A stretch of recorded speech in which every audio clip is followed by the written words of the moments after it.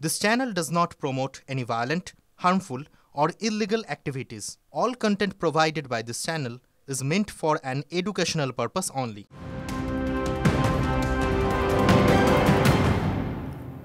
এই মুহূর্তে দাঁড়িয়ে গুরুত্বপূর্ণ একটি খবরে নজর রাখবো। শ্বশুর বাড়ির ৩ জনকে পুড়িয়ে মারার অভিযোগ জামাইয়ের বিরুদ্ধে, আহত আরো ৮ জন। প্রথমে পেট্রোল ঢেলে তারপর বোমা মারার অভিযোগ। ভয়ঙ্কর এই ঘটনা মুর্শিদাবাদে ঘটেছে। ঠিক কি ঘটেছে, এখনো পর্যন্ত পুলিশ কি তাকে পাকড়াও করতে পেরেছে? কৌশিক আমাদের প্রতিনিধি জানাবেন এই বিষয়ে। কৌশিক, বলো প্লিজ, কি আপডেট রয়েছে?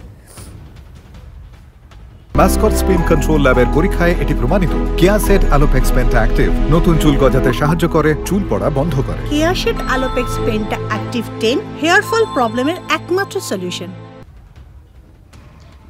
দেখো, যে ঘটনাটি ঘটেছে ঠিক সাগরদিঘির বাহালনগরের ঘটনা, কোথাও যেন সেই বগটুয়ের ঘটনার পুনরাবৃত্তি।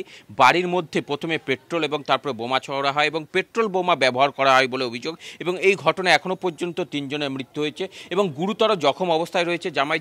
যে বাড়ি তুমি দেখতে পাচ্ছ যে ভাঙাচোরা অবস্থায় রয়েছে এবং এখানেই কিন্তু বোমা চার্জ করা হয়েছিল, সেই চিহ্ন কিন্তু এখনও রক্ত এবং অন্যান্য ছবি রয়েছে।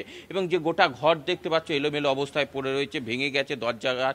এমনকি পেট্রোল বোম যে ছোড়া হয়েছিল গতকাল সন্ধ্যেবেলায় এই ঘটনা ঘটেছে এবং এই ঘটনায় কিন্তু এখনো পর্যন্ত 3 জনের মৃত্যু। ঘটনায় এখনো আহত আছে, প্রায় অসুস্থ অবস্থায় জখম চিকিৎসাধীন 8 জন। যে ঘটনা ঘটেছে সেখানে কিন্তু যে বগটুয়ের ঘটনা ঠিক পাশে যে বীরভূম জেলা এবং সেখানে রামপুরহাটে যে ঘটনা ঘটেছিল সেটার জন্য কোথাও পুনরাবৃত্তি হওয়ার মতো ঘটনা। দাদা, কি হয়েছিল?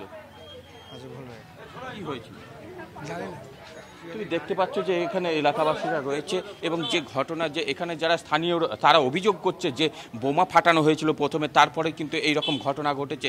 যে মৃত্যুর ঘটনা ঘটেছে তাতে যে অভিযুক্ত তাদের পুরো পরিবারের শাস্তি চাইছে পরিবারের লোকজন। সকাল থেকে কিন্তু পুলিশ মোতায়েন রয়েছে এলাকায় এবং পাশাপাশি তোমাকে জানিয়ে রাখি যে এই ঘটনা ঘটেছে গতকাল রাত্রে যে পেট্রোল বোম ব্যবহার করেছিল, যে যার থেকে এতটা আক্রোশ, আর পুলিশকে এখনো পর্যন্ত তাকে অ্যারেস্ট করেছে।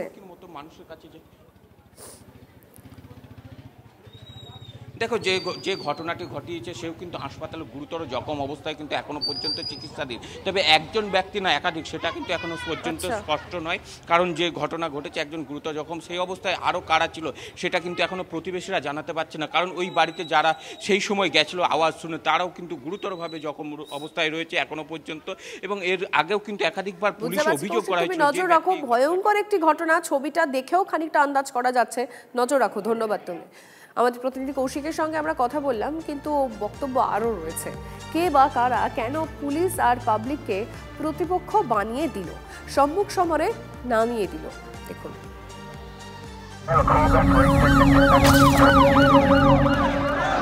পুলিশ, তুমিও চিন্তা করো, তোমার মেয়েও হচ্ছে বড়।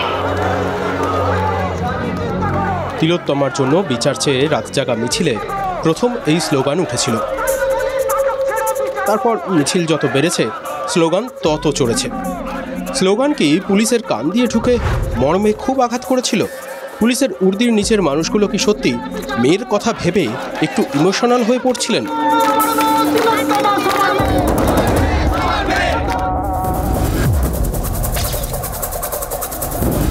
তাই কি বাহিনীর মনোবল চাঙ্গা করতে মিছিলের স্লোগানের পাল্টা স্লোগান তৈরি করতে হলো?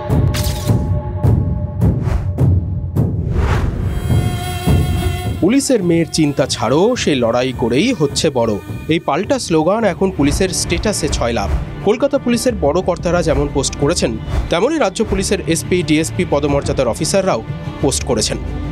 পুলিশ, তুমি দিচ্ছ সাফাই নিজের মেয়েকে নিয়ে, মেয়ে বড় হচ্ছে।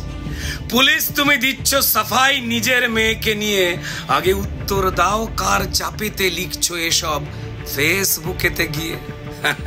হ্যাঁ, তোমার মেয়ে হচ্ছে বড়, তোমার কাণ্ড দেখে করছো আড়াল সব ক্রিমিনাল, তোমার মেয়েও নজর রাখে। যখন ঠুকছো স্যালুট চোর নেতাকে, তোমার মেয়ের চোখে ঘৃণা, এভাবে সে তার বাবাকে দেখতেই চাইছে না।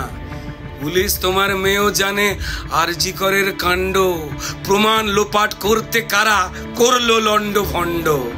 একটা মেয়ে লাশ হয়েছে, পুলিশ তোমার মেয়েও জানে। অনেক কথা বলতে চায় সে তার পুলিশ বাবার কানে কানে, কিন্তু বাবা উর্দি খুলেও সেই পুলিশ সেজেই আছে। মেয়ের প্রশ্নের উত্তর নেই তার পুলিশ বাবার কাছে।